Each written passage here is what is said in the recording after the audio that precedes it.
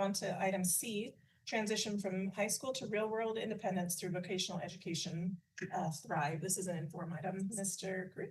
Thank you, President Pratt, members of the board. As Mrs. Wood and her team come up to present about this, I'll simply say we've had a deeply held commitment to inclusive practices for our children or young people with who require special education services. One of the things that distinguishes us as a school district is we actually have board policy, a board statement about inclusive practices that helps guide us. And having been involved with our special education services now for 30 years, that's where I started my career. I can tell you the impact that that has had on our community, on my family. It's profound. I think one of the things we often miss with the inclusive practices is not so much what happens, the important and critical work that happens for the young people who need those services, but it's the impact on all of the rest of us and what we learn and grow from. One of the areas that has been challenging for our community since forever is the ability of what happens when our children begin to age out and what those services need to and what does inclusive practices look like within our community. So I know Mrs. Wood and her team have been actively engaged in trying to make that a better place and a better space for young people. So with that, I'm here to talk to you about transition from high school to real world or Thrive. Mrs. Wood. Thank you, President Pratt, Mr. Caruth, governing board members. We're excited to be here tonight and tell you about a new program that the Special Education Department will be opening in July. First, I want to introduce my colleagues. This is Caitlin Allen, the Assistant Director of Special Education, James Sabake, our TSW Program Coordinator, and Kendra Davis, our Program Coordinator for Post-Secondary Success. So our new program, Transition from High School to Real World Independence through Vocational Education, or Thrive, because it's a little easier. It's designed for our students who are 18 to 22. So our kids that we classify as kind of super seniors. Our students in special education can stay with us until they are 22. And one thing that we've noticed is 8 years on a high school campus does not always meet their needs. It doesn't give them the skills they need in order to transition into life after high school. So about 4 years ago, we had our monitoring year with ADE where they come in and they look at all of our data and they kind of help us analyze it. And we realized that population of students was increasing. And that's when we started to take a look at that and try to make some changes. One of the first things that we did was we took a step and created the position that Kendra now holds as the post-secondary coordinator. And we asked her to take a look at where are some partnerships? How can we build a pipeline to get kids into different opportunities? And it became apparent very quickly, there aren't a lot of opportunities. And all of those opportunities are not here in our community. So we did what we normally do in Vail, and if we don't have it, we build it. And that's what we've been taking the time to do, is just really step back and build something that will help students to be successful and help them to transition. When we came on our leadership team, we developed a why statement for our special education department. And that statement is we foster students' growth and independence because every student deserves to live a purposeful life and be a valued member of our community. We really feel like Thrive is something that is going to take root in our community and will help to fulfill that statement. James is going to talk a little bit about the process that we've gone through and the planning to create Thrive. President Pratt, Superintendent Caruth, and governing board members, it's great to see you all. Thanks for having us. So we took that big idea, and this is kind of how we are to where we are today, getting ready for our first group of students to participate next year in the program. So first, it began with creating a transition profile. This is something where we're really trying to identify what skills students currently have, what skills they're working on, and then we've taken that and identified specific skills that they might need to go into this program. So all of our students across the district are being able to have access to that transition profile, but we've really identified specific tasks within that profile for our students to get into Thrive. Then we've identified the location. We started with looking at our high school campuses, and we realized that maybe that is not the best space to have our students continue to participate in curriculum and support at. So then we worked with Mr. Caruth and a couple of other people in the district, and we finally narrowed down a space, so that's pretty exciting. From there, we've created a process to find potential students, and that's been a group of people that have helped identify those students for us. So we've used that transition profile.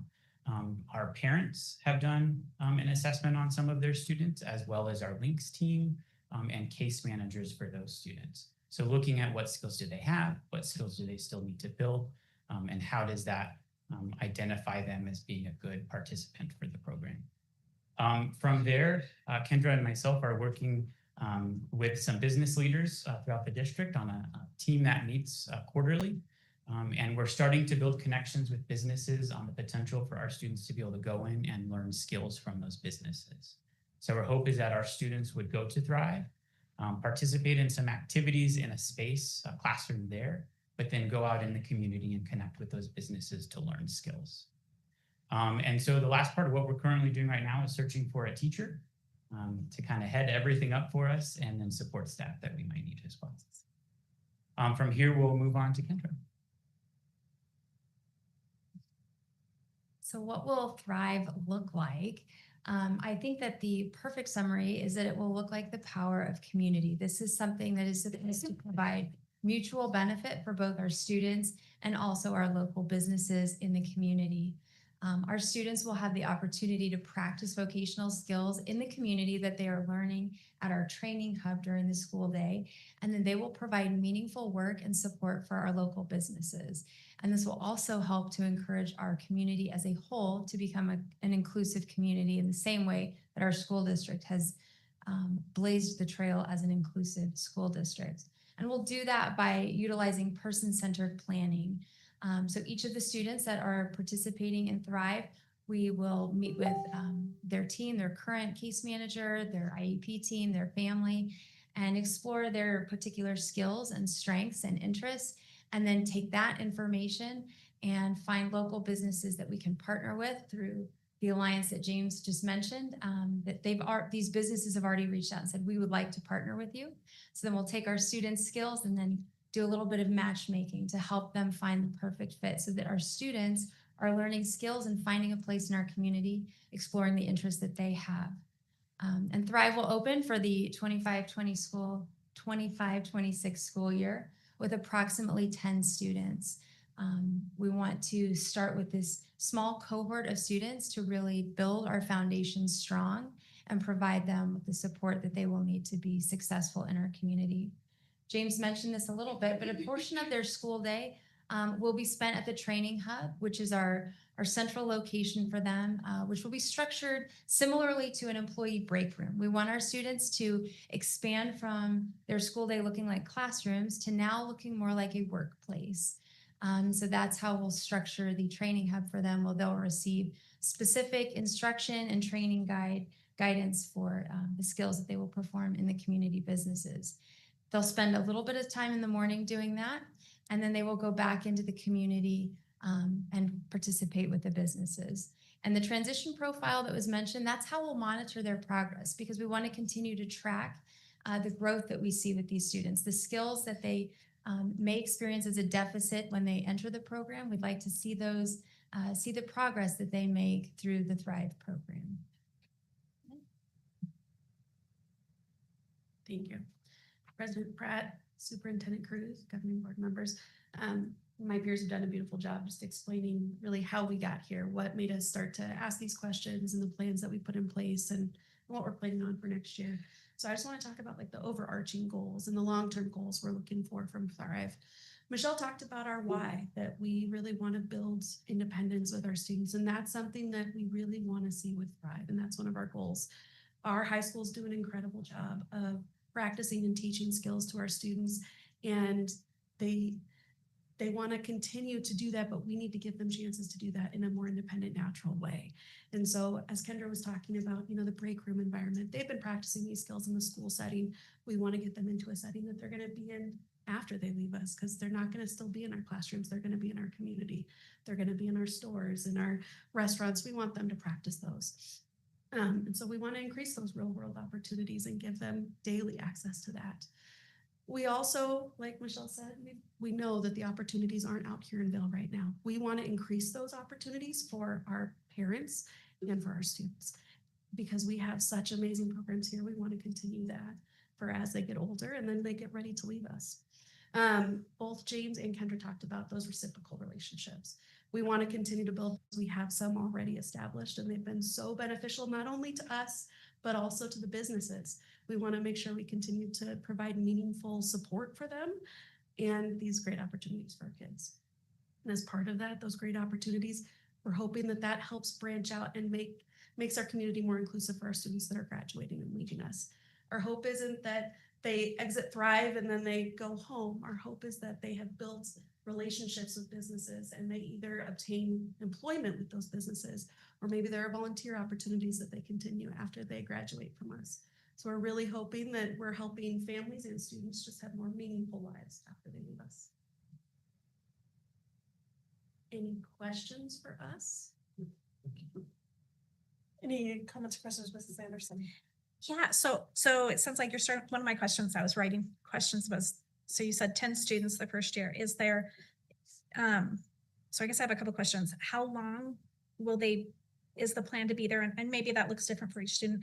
And then what does that look like for growth in the program, I guess is, and so answer that in a second. I also just want to make a comment. I have a friend whose daughter, I think she said is going to be in there. And it was just so cool to talk to her the other day because she said, I don't know if you've heard of this. And I thought, oh, I know where it's going to be because we had done a tour at the Vic. And so I saw where you guys are going to be. And so I'm thrilled.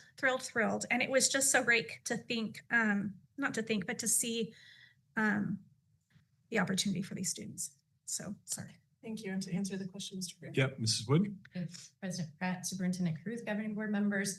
To answer the question, we've been really thoughtful in the students that we think are excellent candidates for the program. And we've tried to stagger their ages. So we don't take all students who are 18 and then we have them for a period of time. So we've really staggered. We have several that will be in their last year with us. It's kind of a variety of students so that we kind of have this ongoing flow. We would love to grow. We would love to expand and get bigger. But like in Vail, we want to start small and do it right and be successful and then kind of go from there. I'll also share, Kendra and I have had the privilege of just attending parent meetings and talking to parents about this opportunity and what it means. And I think it's been the best meetings we've been at. I remember Kendra came back last week and said, you would have thought I handed that family the winning lottery ticket. Like they were just so excited at this opportunity. I had a father yesterday tell me, going into the meeting, the case manager had said, he's not real sure. I don't think you're going to convince him. And we talked about it and he said, I know I'm scared for this, but I need to let my student thrive. And this is what that program can do for him. So just powerful stories of families that feel like they have hope that maybe their child can be employed someday, or maybe they can have meaningful work within the community. Follow up or no? Okay. Any other comments or questions? Mrs. Tibbet. So I started out just kind of setting the tone for the impact of inclusive practices on all of us. And, you know, each one of my children have had friendships throughout their educational experience in Vail, where they knew that they had a really good friend that also was really good that they were their friend. And those are relationships my kids still talk about and are plugging into. And I'm grateful for the lessons that they're learning as they're going through this educational experience up alongside folks of differing abilities. And so just wanted to share one parent's feeling about those great experiences that they have had doing that. My next real question is, how many students do we have in this age group? Would you say total? And then we're going to start with like 10-ish. Great question, Mr. Krug. Mrs. Wood? President Pratt, Superintendent Cruz, Governing Board members, we have about 30 students right now that are kind of in this category. So starting with 10 and obviously identifying the ones that have the specific skills we're looking for. Some of those are safety skills, being able to walk across the parking lot appropriately and safely, being able to use some form of communication. Those are skills you're going to need in the workplace. So the other students, maybe they don't have all the skills yet, but our tool that we've created now allows us to have those conversations with case managers and give them very specific things that they need to continue to build so that we can welcome more students. Mhm. Okay, thank you. Any other comments or questions? I just want to say thank you. It was a great presentation, and it's just such a testament of meeting needs of all of our students. So thank you for the work you do. Do you have anything to add, Mr. Booth? No. Okay, thank you. We'll move on to our next item, item D,